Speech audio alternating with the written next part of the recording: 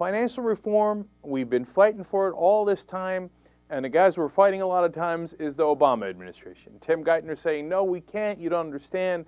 The bankers are vital. We have to give them everything. We have to provide more loopholes. We're being overzealous, an administration official leaked yesterday to the reporters, in going after the banks. While they were pretending to spank the banks, they actually were quietly telling the banks, we've been too harsh on you guys. Oh, I hope you're okay. Are you all right? Now, here comes someone in their white horse to save the day. Do you know who it is? John McCain. What? Come again? Get a load of this. John McCain joining forces with Maria Cantwell, one of the progressives in the Senate that knows financial reform issues the best, that's been fighting for the toughest reforms. They're getting together on a bipartisan bill that says, you know what? Bring Glass-Steagall back. Now let me explain Glass-Steagall, why it's so important, and then I'll tell you where the Obama administration stands on this. Glass-Steagall was enacted in 1933, and what it does is it splits investment banks and commercial banks.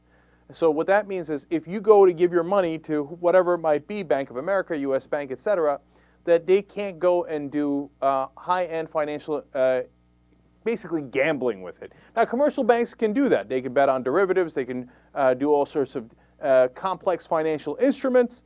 But as long as they're not betting your money, they're betting their own money, let them have at it, right? As long as there's some protections for the overall economy, etc.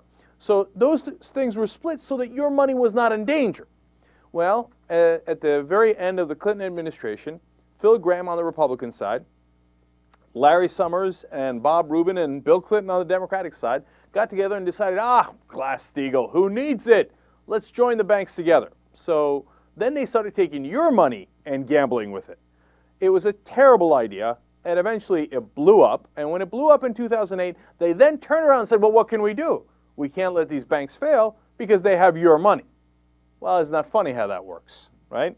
So then they justified the fact that they got rid of the Glass-Steagall Act and that they are taking your money to bail out the bankers. Okay, so getting rid of it was disastrous. Now, I'm not the only one who thinks that. Of course, a lot of people think that, including the former head of the Fed, Paul Volcker, and the former head of the SEC as well as Representative Maurice Henry of New York in the House side. He's pushing forward from that direction. Now, why is it so surprising that McCain is on board? First of all, the Republicans were completely on board for getting rid of the Glass-Steagall Act. In fact, during the campaign in the beginning, before he got himself in some trouble, Phil Gramm was the top economic advisor for John McCain. And Phil Gramm's the one that got rid of Glass-Steagall in the first place. So this is a dramatic change for John McCain, and it is great to see. Because, you know, John McCain ran on Maverick, and we explained during the campaign, in the old days, yes, John McCain was a maverick. However you want to call and characterize the word maverick, right? But he did. He bucked his party a lot of times, and he did it on things that made sense, including campaign finance reform with Russ Feingold. And in fact, that's why I voted for, back when I was a Republican, for John McCain in the Republican primaries in 2000. But then when he ran for office for president in 2008, he sold out to the right wing completely. And all that maverick nonsense was just a load of crap. And he even went back on his own positions from a couple of months ago, including immigration, saying the bill he introduced was bad. I mean, it was a terrible caving in to the right wing of his party. But now all of a sudden, John McCain is back. He came out and, got rid of some wasteful defense spending with Barack Obama in the beginning of Obama's term, including the presidential helicopters and jets that we weren't using that were costing us billions of dollars. So he did great work there. We gave him credit for that. And now all of a sudden, he's saying, hey, you know what? If the Obama administration isn't going to do it, then we'll do it in the Senate.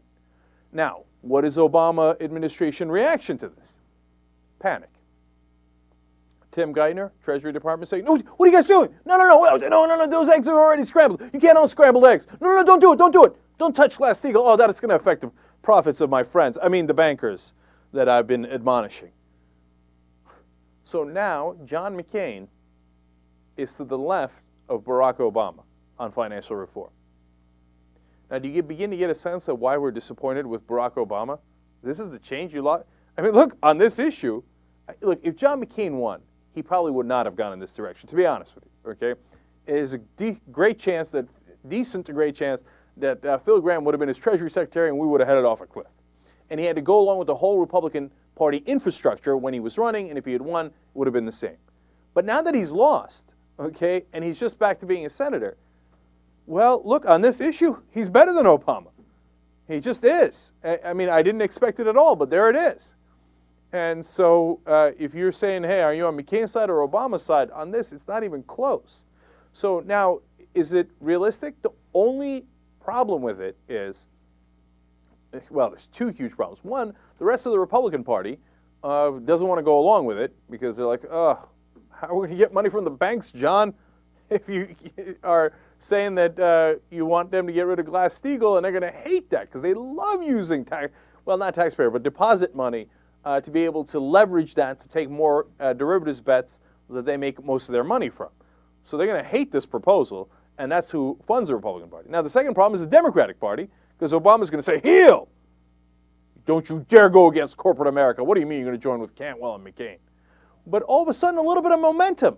Steny Hoyer, who is a guy who is very familiar with corporate America, let's put it that way. He's not necessarily a blue dog, but God, does he have corporate interests in mind when they go to do legislation. He says, hey, look, that's politics, right? But Steny Hoyer is the number 2 guy in the House, and a guy that I've had a lot of issues with in the past, comes out and says, hey, you know what? They got a pretty decent point. He said, I voted, let me give you his exact quote. As someone who voted to repeal Glass-Steagall, maybe that was a mistake. I can't believe Hoyer saying that. And he said that renewal of the 1933 law is, quote, certainly under discussion. And I'm blown away. All of a sudden, a little bit of hope. McCain, Cantwell, pulling in some Democrats who are friendly to the corporations. The main obstacle is, oh, right, Barack Obama. Change, you can believe it. You see, but this is what I'm talking about. Like for the Obama apologists, and I don't mean to as a derogatory thing. I mean, it sounds obviously derogatory, right? But like I look to in the articles to see, well, maybe I'm seeing it wrong. Maybe Obama's got a plan that I can't see, right?